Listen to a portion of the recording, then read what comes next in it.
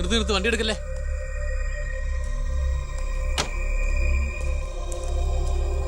എന്താ പെട്ടെന്ന് ഇങ്ങനെ ഒരു തീരുമാനം? സ്കൂളിൽ ടെമ്പററി പോസ്റ്റ് ആയിരുന്നല്ലോ, അത് കഴിഞ്ഞു. ഇനിയിപ്പോ ആരാള്ള ഇവിടെ?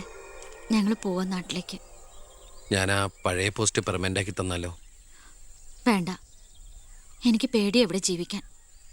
അവിടെ ചെന്ന് 10 കുട്ടികൾക്ക് ട്യൂഷൻ എടുത്തിട്ടാണെങ്കിലും ഞങ്ങൾ ജീവിച്ചോളാം.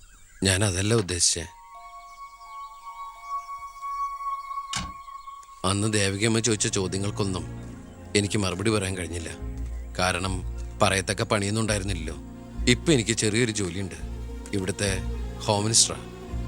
സ്ഥിരം ജോലിയൊന്നല്ലെങ്കിലും 2 വർഷം തികച്ച MLA പെൻഷൻ കിട്ടും. പിന്നെ ഒരു ജോലി തനിക്കും കൂടി ഉണ്ടെങ്കിൽ ഒരു കുടുംബം സുഖമായിട്ട് കഴിഞ്ഞു പോക്കോളും.